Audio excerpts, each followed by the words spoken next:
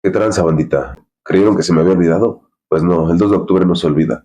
Hoy vamos a hablar de esta tragedia que pasó el 2 de octubre del 68 aquí en México, porque yo no sé si ustedes sabían, pero ese día el gobierno se pasó de verga, desvivió a estudiantes, padres de familia, incluyendo niños que estaban en un mitin estudiantil y de repente valió madre. Pero hoy vamos a hablar de cómo fue ese pedo. Primero hay que ponerlos un poco en contexto. Corría el año del 68 y México pasaba por una muy buena racha.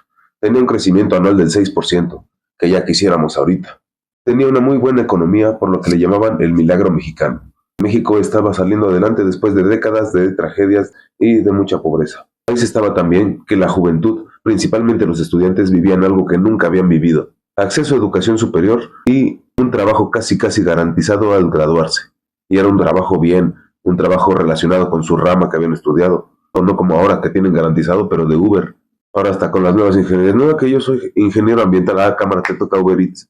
No solamente en México, sino en todo el mundo los estudiantes estaban con un espíritu revolucionario, con esto del verano del amor y todo ese pedo, como que la juventud estaba bien pinche rebelde. En más de 30 países había habido movimientos estudiantiles, incluso en Yugoslavia, que como su nombre lo dice, Yugoslavia, los estudiantes habían logrado que el mandatario destituyera de su cargo y encarcelara a muchos de los responsables de las injusticias. Y pues aquí en México creyeron que todo iba a ser igual, pero Díaz Ordaz era el presidente y llegó con una pinche patada así con los estudiantes mexicanos y de que esto es México, hijos de su pinche madre. Porque pues Díaz Ordaz mantenía el control con puño de hierro, el cabrón. Tanto así que él obtuvo el mandato el 1 de diciembre de 1964. En noviembre del 64, muchos médicos del Hospital 20 de Noviembre se fueron a huelga. Y ya para enero del 65, cuando ya tenía el poder Díaz Ordaz, ellos siguieron con sus huelgas y que me los corre a todos, hizo unos despidos masivos y que mete cubriendo esas plazas a puros médicos militares. Así como diciendo, a mí me vale madre, aquí en el ejército tenemos de todo, cabrón, hasta albañiles tenemos, ¿eh? Así de que sigan aventándose sus salones, hijos de su pinche madre. Y el otro, no, estamos esperando el material, patrón. A pesar de eso, los estudiantes le jugaban al vivo. En 1966, estudiantes de la Universidad de Hidalgo se fueron a huelga para manifestarse contra el alza de los precios del transporte público. Hubo muchos presos y heridos por la intervención de la policía, y después estudiantes de la UNAM se fueron a manifestar porque les habían quitado el pase directo a la UNAM de las escuelas preparatorias que estaban afiliadas a la UNAM. También habían hecho una huelga de hambre para liberar a los presos políticos, incluyendo el buen Demetrio Vallejo, encarcelado en el 58 por crear el único sindicato de izquierda de esa época aquí en México. Y el gobierno dijo, no, pues vas para atrás, cabrón, por disolución social. Entonces se fueron a huelga de hambre y dijeron, no, pues cómo ves que no tragamos, cabrón. Y el gobierno me dijo, me vale verga, puñetón. Les damos el pase directo, ahora le va con sus pinches marchas, pero no vamos a liberar a nadie, cabrón. Además se venían las Olimpiadas, entonces el gobierno tenía que mantener el orden a toda costa. Por eso creó el Batallón Olimpia, del cual hablaremos más adelante. Todo este pedo comenzó porque el 22 de julio del 68 hubo una bronca estudiantil.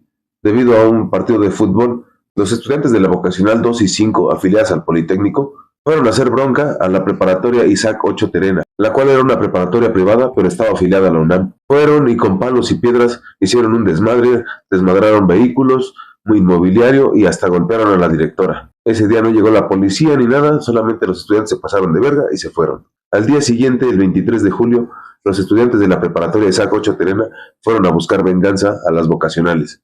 Pero los estudiantes de las bocas los encontraron y ¿qué hubo, los hijos de su pincho? Y los sacaron otra vez corriendo a golpes. Ese día sí llegaron granaderos. Los estudiantes de la vocacional recibieron a los granaderos a palos y piedras, por lo cual los granaderos tuvieron que repeler la violencia con toletes y gas lacrimógeno.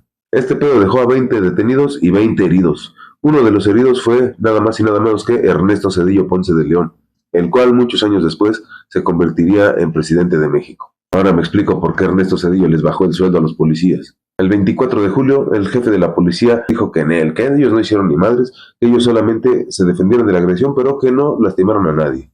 Por este motivo las escuelas se indignan y se van a huelga a muchas escuelas de la UNAM. En ese momento había 7 organizaciones de movimientos estudiantiles en México, de las cuales todas eran de izquierda, solo una estaba afiliada al PRI, que era el partido que gobernaba en ese momento. Esta organización se hacía llamar la Federación Nacional de Estudiantes Técnicos. Cuando la UNAM se va a huelga, la FENET dice, no, nosotros también los apoyamos, vamos a solicitar permiso para una marcha, porque antes tenías que solicitar permiso al gobierno para que te dejaran manifestarte. No es como ahora que el gobierno te lleva para que te manifiestes. Eso siempre ha sido. Entonces la FENET convoca una marcha para el 26 de julio y el gobierno acepta. Muchos dicen que eso fue una trampa para comenzar el acto de violencia contra los estudiantes, porque hicieron su marcha que llegó hasta el casco de Santo Tomás, pero ahí se encontraron a los que cada año marchaban en conmemoración de la Revolución Cubana. Entonces, unos porros llamados los chóforos empiezan de revoltos. No, pues vamos a juntarnos, ya somos un chingo. Ya vámonos para el Zócalo, chingue su madre. Todos a huevo, cabrón. Y se fueron todos para el pinche Zócalo. Pero los granaderos ya los estaban esperando ahí en Madero. Entonces, a base de macanazos, les hicieron regresarse incluso hasta Tlalpan. Los que conozcan la ciudad saben que tuvieron que avanzarle un chingo. Y ahí en Tlalpan le cerraron el paso a un convoy de policías y granaderos y arrestaron a muchos estudiantes. Y después la misma prensa les tomaba fotografías, los ponían a posar con armas y la chingada para sembrarles cargos que no eran. Y para también argumentar que el movimiento estudiantil era muy violento. Lo cual sí era violento, porque entre el 26 de julio y el 2 de octubre se quemaron más de 200 patrullas, autobuses y se vandalizaron algunos comercios. Esto porque testigos de esos acontecimientos cuentan que después de que los granaderos pasaban correteando a los estudiantes, después pasaban un grupo vestidos de civiles rompiendo vitrinas y saqueando locales. Esto siempre se ha dado aquí en México, la neta. Y no sé si en otros países, pero esos cabrones son militares o son grupos paramilitares. Cabe mencionar que el movimiento estudiantil era violento porque quemaba autobuses y patrullas para cerrarles el paso a los granaderos. Obviamente rompían el vidrio, le quitaban el freno de mano, movían el carro, lo ponían a media calle y lo prendían con una molotov. Así de que subieron la mota y a la verga, ¿no? Pero era para defenderse de la agresión de los granaderos. Por ese desmadre con los granaderos, los estudiantes se repliegan a sus distintas escuelas y buscan apoyo con sus compañeros. Ya para el 27 de julio, los estudiantes toman las preparatorias 1, 2 y 3 y los estudiantes del Politécnico, la Superior de Economía, toman las vocacionales 1, 2, 3, 4, 5 y 8. Y los alumnos del Poli, así como los de la Escuela Superior de Economía y los de las vocacionales 1, 2, 3, 4, 5 y 8, se van a paro indefinido. Y para el 28 de julio se ve algo que nunca se había visto. Se juntan alumnos tanto de la UNAM como del Politécnico que siempre habían estado en rivalidad. Y no solamente eso, también llegan de la Universidad de Agricultura de Chapingo, de la Escuela Superior Normal de Maestros, y juntos crean el pliego petitorio que constaba de 6 puntos, los cuales eran: 1. Liberación de todos los presos políticos. 2. Derogación del delito de disolución social, el cual se usaba para encarcelar a la banda inocente. 3. Desaparición del cuerpo de granaderos, que era un símbolo de represión. 4. Destitución de los jefes policíacos responsables de las agresiones. 5. Indemnización a las familias de los muertos y heridos de los enfrentamientos. Y 6. Deslindar responsabilidades de las autoridades que ordenaron dichos actos. El 29 de julio, 1.500 estudiantes del Politécnico y de la UNAM se reúnen en San Ildefonso para ir a marchar al Zócalo, pero los granaderos los repelen otra vez a macanazos y a gas lacrimógeno y se atrincheran en la Prepa 1, ahí en San Ildefonso. Entonces más de 10.000 policías son desplegados tanto ahí en San Ildefonso, en la Plaza de la Ciudadela, la Prepa 5 en Villacuapa, la Prepa 7 en La Viga y la Vocacional 7 ahí en Tlatelolco. El 30 de julio, el jefe de gobierno Luis Echeverría solicita el apoyo del ejército y el secretario de Defensa, Marcelino García Barragán, dan la orden para desplegar las tropas. Llegan a la Prepa 1 ahí en la Ciudadela y los estudiantes se comienzan a formar una barricada en la puerta y algunos se van ahí a trancarla pensando que los soldados solamente van a llegar a empujarla. Entonces los militares dan un ultimátum. Dicen: al chile abran la puerta, cabrones, porque les doy 3 y ya llevan 2, güey. ¿Qué pedo? Y los estudiantes de que el pueblo unido jamás será vencido, arriba la revolución y chingue su madre. Entonces los soldados dicen: no, ¿sabes qué? Soldado Ryan, ábreme esa pinche puerta. Y en eso que saca una bazuca el soldado Ryan dice: ábrete, Sésamo, y a la verga. Por lo cual ese trágico acontecimiento es conocido aquí en México como el bazucazo. A los que pensaban que ese evento se refería a fumarse un árbol de Navidad. No. Entonces muchos estudiantes quedaron heridos por ese pinche bazucazo y el ejército entró con Toño y Pepe y que los desmadran a todos. Igualmente en las otras escuelas el ejército se metió a huevo y hubo muchos heridos y presos. Al ejército le valió madre que la puerta haya sido una puerta bien chingona de arte barroco que sobrevivió no solamente a la independencia, a la revolución, a la guerra de reforma. También sobrevivió a que alguien pusiera puto el que lo lea con pinche pluma o algo. Que Josefina te amo y que la chingada. Los estudiantes respetaron y al ejército le valió verga, cabrón. Por ese desmadre, la UNAM manda inmediatamente a paro a todas las escuelas y miles de estudiantes se reúnen en la explanada de CEU, Ciudad Universitaria, para hablar de ese pedo. Estaban hablando de hacer una marcha. En la madrugada del 30 de julio, ya para amanecer el 31 de julio, todo el mundo se sorprendió porque a la reunión que estaba ahí en la explanada de Ciudad Universitaria llegó el mismísimo rector de la UNAM, el ingeniero Javier Barros Sierra. Llegó e hizo la bandera media asta, como señal de luto por la acción del gobierno y del ejército. Culpó a Díaz Ordaz y a Luis Echeverría de violar la autonomía de la UNAM y empezó a organizar una marcha masiva para el 1 de agosto. En ese momento la FENET dijo, si nosotros también vamos a huelga, ¿eh?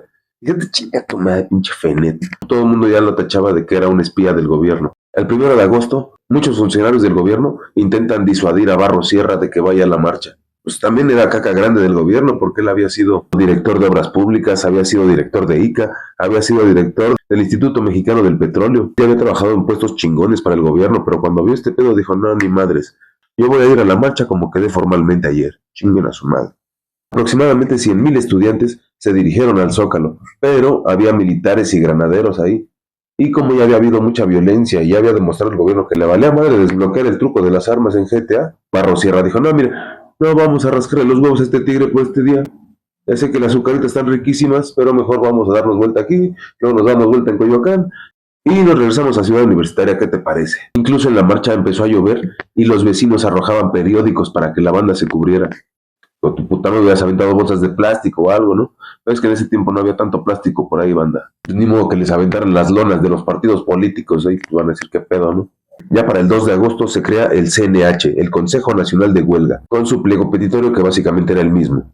El 5 de agosto, 100,000 estudiantes marchan desde Zacatenco hasta el casco de Santo Tomás. Ese día no hubo granaderos ni policías, y pues como no hubo pedo, como que los estudiantes agarraron valor y dijeron, al Chile si no hay respuesta en 72 horas para el pliego petitorio, va a valer verga. El 8 de agosto se cumplen las 72 horas y los estudiantes deciden que se van a ir a marchar todos en putiza el 13 de agosto con o sin permiso del gobierno y que van a ir un chingo de universidades diferentes. Más de 150,000 estudiantes, obreros y público en general que apoyaron al movimiento estudiantil marchan hasta para manifestarse. Ese día no hubo militares ni granaderos. El 22 de agosto el Consejo Nacional de Huelga convoca otra marcha para el 27 de agosto. El 23 de agosto, Luis Echeverría se contacta con el Consejo Nacional de Huelga para establecer el diálogo. Entonces estos güeyes dicen, huevo, el 27 vamos a ir para el Zócalo y el Chile ahí nos vemos, cabrón. Y los maestros pedían que el diálogo fuera por escrito y en corto los estudiantes salían con sus mamás de que, no, sí, a huevo, que se transmita por radio, por televisión en vivo, cabrón. Es más, que sea en el Auditorio Nacional, güey. Algún pendejo, no, y que el moderador sea Vicente Fernández, chinga su madre, ya sabes, puras mamadas, ¿no? Les da uno la mano y luego se agarran el pie. Dices, oye, güey, aguanta, cabrón. El 27 de agosto, más de 300,000 personas entre estudiantes, padres de familia, vecinos, locatarios y de todo. También había un chingo de tanques y granaderos, pero la gente le valió verga y llegaron hasta el Zócalo. Y por primera vez le empezaron a gritar mamadas al presidente como, chango, sicón, asómate al balcón, porque así le decía la banda de Carillo, ¿no? Ya sabes cómo nos llevamos con el presidente. También le decían que no tenía huevos ni madre. Incluso en medio de la manifestación, un policía subió al podio, donde estaban gritando los manifestantes, y se quitó el uniforme de policía, lo pisoteó llorando y dijo que él sí tenía vergüenza. Hicieron tanto desmadre que lograron que se estableciera una fecha para el diálogo, el 1 de septiembre. Pero dijeron, pero ya lleguen a la verga del Zócalo, no mames. Y dijeron, va, cámara, nos vamos a ir todos, pero se va a quedar una guardia de 3,000 estudiantes para que no se les olvide, culeros. Y entonces dijeron, güey, ya le hicimos, vámonos, cabrón, ese que al rato les traemos torta, ese cabrón le cae la chingada. Pero en la madrugada del 28 de agosto, el silencio de la guardia de 3,000 estudiantes fue roto por las bocinas del Zócalo que empezaron a gritar, cámara, carnales, ya se lo saben, lleguen a la verga, desalojen, carnales. Ya se les dijo que el 1 de septiembre nos vemos, ¿no? Pues mientras dicen que son estudiantes, ¿no? Pues estudien cómo llegarle a la verga. Y como los estudiantes les valió madre, no hicieron caso, se volvió a repetir la misma indicación otras 2 veces, y después, como no hicieron caso, que empiezan a salir tanques y granaderos y militares a la chingada, y que los corren a los 3,000 estudiantes a bola de putazos, y también algunos se los llevaron presos. El 29 de agosto se da una manifestación, pero por parte de trabajadores de la SEP, de la Secretaría de Educación Pública, y trabajadores de la Secretaría de Hacienda. Esto porque el gobierno se los exige, van de acarreados, supuestamente a manifestarse en contra del movimiento estudiantil. Pero esto le sale contraproducente al gobierno, porque la banda que iba de acarreado iban gritando, no vamos, nos llevan, somos borregos. El peor es que no traemos lana. Por esto, cuando llegaron al Zócalo, ya se habían infiltrado varios integrantes del Consejo Nacional de Huelga lograron subirse a la tribuna y empezaron a gritar mamadas en contra del presidente. Y lo que había comenzado como una marcha en contra del movimiento estudiantil se había convertido en otra marcha en contra del gobierno. Pero Gustavo Díaz Ordaz, en corto, que se encabronó y que manda militares y granaderos, y salieron tanques, granaderos y hasta francotiradores hubo. Las malas lenguas dicen que hubo entre 2 o 3 desvividos ese día. Grupos paramilitares atacan preparatorias y vocacionales. En la Prepa 4 atacaron con varillas y tubos de acero. Y en la Boca 5 tenían armas de uso militar. El 30 de agosto, vecinos y padres de familia se reúnen para manifestarse en contra de los ataques contra las escuelas, pero granaderos y militares los repelen a guacanazos y gas lacrimógeno. Mientras tanto, Marcelino García Barragán, jefe de defensa, declaraba ante el mundo que todo estaba perfecto en México. El 31 de agosto, la Vocacional 7 nuevamente es atacada por un grupo paramilitar vestidos de civiles y armados con diversas cosas. Atacan a muchos alumnos lesionándolos, incluyendo a vecinos, causan incendios a automóviles y a locales. Incluso intentan meterse a los departamentos que están cerca, pero los vecinos los rechazan, aventándoles macetas, incluso agua caliente o lo que pudieran. Un güey con su dildo, ahora sí les van los vergazos. Los vecinos salen buscando ayuda y encuentran un grupo de granaderos a los cuales les piden ayuda, pero los granaderos se niegan, diciendo que no pueden actuar a menos que sea bajo una orden de un mando superior. Les chinguen a su madre, hijo de su puta madre.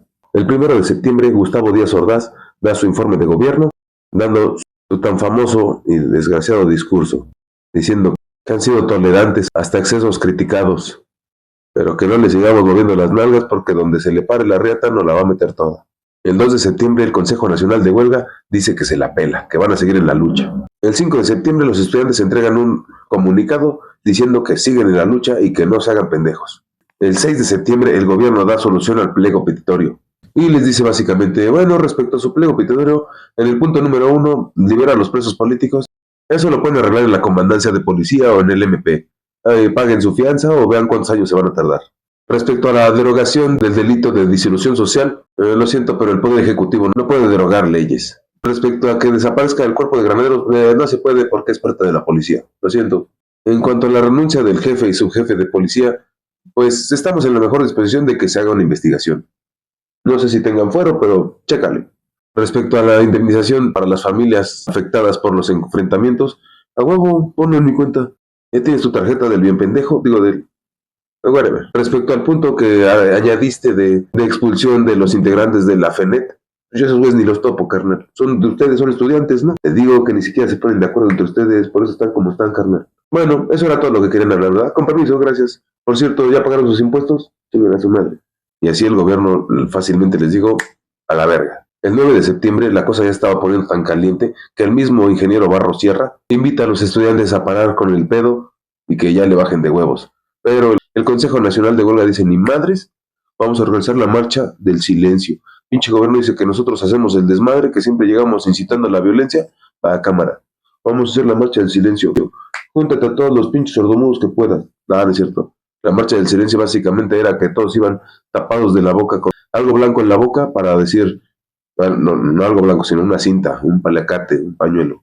Iban tapados de la boca para que el gobierno no dijera que iban buscando bronca. Y a pesar de que unas semanas antes había empezado una campaña de desprestigio contra el movimiento estudiantil por radio y televisión, y un día antes de la marcha del silencio, un helicóptero rondó las calles aventando panfletos que incitaban a ir en contra del movimiento estudiantil, ese día del Museo Nacional de Antropología salieron como 300,000 estudiantes y padres de familia. Muchos dicen que eran hasta 500,000, todos tapados de la boca, y en silencio marcharon hacia el Zócalo. La marcha se llevó a cabo sin ningún incidente, pero como a las 8 de la noche, un grupo paramilitar fue y desmadró todos los autos que estaban en el estacionamiento del Museo Nacional de Antropología. Autos que eran de los padres de familia y los estudiantes que habían ido a la marcha del silencio. El 18 de septiembre, Gustavo Díaz Ordaz da la orden para que el ejército entre por la fuerza y tome Ciudad Universitaria. Y Barros Sierra dice, hijo de tu pinche, pásate de verga, cabrón, pásate de verga. Ahí estamos entrados, hijo de tu pinche madre. No hizo nada, pero la hizo de a pedo. El 24 de septiembre, el ejército toma también el casco de Santo Tomás, arrestando a varios estudiantes. Los líderes del Consejo Nacional de Huelga logran escapar y convocan a un mitin para el 2 de octubre. Gustavo Díaz Ordaz ordena que el ejército abandone CU y el casco de Santo Tomás y se dirijan hacia Tlatelolco. El 2 de octubre, cientos y cientos de estudiantes, padres de familia, incluyendo mujeres y niños, se reúnen en el mitin estudiantil, la Plaza de las Tres Culturas, llamada así porque hay edificios de México prehispánico, hay templos del México colonial y hay edificios de la época moderna de México. A pesar de que había soldados y tanques, eso ya estaba como que de cierta manera normalizado por la gente. Y dicen, pues no creo que pase nada, además hay niños, cabrón, ¿no? El mitin comenzó con normalidad. Los dirigentes que vivían en esa unidad habitacional habían agarrado a modo de tribuna los balcones de su departamento, pero empezaron a notar que había francotiradores, había gente con binoculares y rifles que se veían en las azoteas de los edificios. Nadie sabía que estaba infiltrado el batallón Olimpia, todos distinguidos con un guante blanco o un pañuelo blanco en la mano izquierda.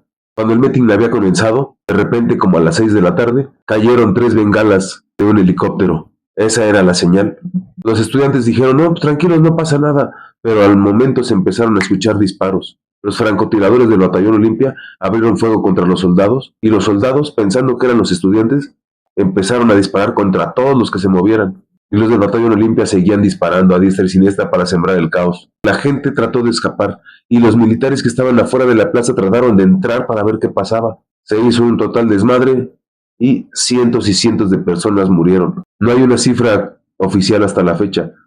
Fue tan horrible que incluso entre militares que estaban sacados de onda y el batallón Olimpia que estaban incluso entrando a departamentos buscando a cualquiera que fuera joven, ya no importaba si era parte del movimiento estudiantil, con que fueras un joven, calificabas en su target y te cargaba la chingada. Hay testigos de estudiantes que sobrevivieron a esa noche, donde los militares les decían, tírense al suelo, dejen de disparar, y ellos decían, no, pues no estamos disparando, y había armas tiradas porque el batallón Olimpia también tenía esa orden, sembrar armamento entre los estudiantes. Que llegaron unos militares, los arrestaron pacíficamente, pero solamente hasta el final llegó un comandante y le dio un culatazo a un estudiante y le dijo, ya ven pinches chamaquitos pendejos lo que provocaron con sus cosas, porque realmente los militares pensaban que los estudiantes habían empezado el fuego. Más de 70 camiones de basura fueron utilizados para llevarse los cuerpos, los cuales se llevaron a incinerar al campo militar número 1. También cientos de estudiantes fueron apresados, llevados a Lecumberri. La gente que iba a levantar un reporte de desaparecido de sus hijos eran silenciados a base de violencia. El año 68 fue el año que denominaron como el año de la prensa vendida. Al día siguiente, todos los medios decían lo mismo, la versión oficial de Díaz Ordaz. Los estudiantes consiguieron armas y debido a su poca experiencia en el uso de esas armas que consiguieron y al nerviosismo de la situación, que no estaban acostumbrados a vivir algo así, empezaron a disparar erróneamente contra sus propios compañeros, hiriendo a sus compañeros y también a militares. Y los militares no les quedó otra más que repeler el fuego, pero lo hicieron en defensa propia. Se hablaba como de 10 muertos y 30 heridos, pero eso era una total mentira. Hay películas que cuentan esa historia bastante acercadas a la realidad, aunque sabemos que la realidad siempre supera la ficción. Busquen Rojo Amanecer, bandita. La versión de los 80s. Marcelino García Barragán, secretario de Defensa, años después declaró que esa noche el ejército arrestó a varias personas vestidas de civiles que portaban rifles de francotiradores y varias armas de uso militar. Cuando los revisaron, les encontraron identificaciones del Estado Mayor Presidencial. Para quien no lo sepa, básicamente son soldados de élite que están bajo las órdenes directas del presidente, lo que significa que Gustavo Díaz Ordaz directamente mandó a sus soldados a hacer todo ese desmadre, junto con el batallón Olimpia. Un pequeño epílogo del batallón Olimpia es que después siguió activo, incluso dicen que fue de los que entrenó al grupo paramilitar de los Halcones, del cual hablaremos en otro video. Días después, las Olimpiadas empezaron en Santa Paz, nadie dijo nada, nadie podía decir nada, porque los que lo decían eran silenciados. Terminaron las Olimpiadas y al año siguiente Díaz Ordaz terminó su mandato. En el 77 fue nombrado embajador mexicano en España y antes de partir dijo un discurso, el cual nos llena de rabia a varios, diciendo que él estaba orgulloso de lo que hizo en su mandato, principalmente del año del 68, porque le permitió defender y salvar al país. Con tu puta madre. Él murió en el 79 y jamás pisó una cárcel o fue juzgado por sus actos. En el año 2000 se desclasificaron varios archivos de ese pedo, por lo cual en el año 2002 el entonces presidente Vicente Fox creó una comisión para perseguir dicho acto, por lo cual hicieron juzgar a Echeverría por este pedo, pero después lo declararon imputable por su edad. Dijeron que ya había pasado más de 26 años y que no podían juzgarlo por algo así, además que ya estaba muy viejo para pisar una cárcel. Echeverría murió en el 2022 sin pisar una celda jamás. Esta es la razón por la cual el 2 de octubre no se olvida jamás. Está grabado con sangre en la memoria de México. Esto es importante porque recuérdenlo, bandita, el pueblo que olvida su historia está condenado a repetirla. Yo soy el oso bipolar, siempre en busca de la verdad. Y pues ya me voy porque lo que sí se me olvidó es que tenía que ver a mi osita, no mames.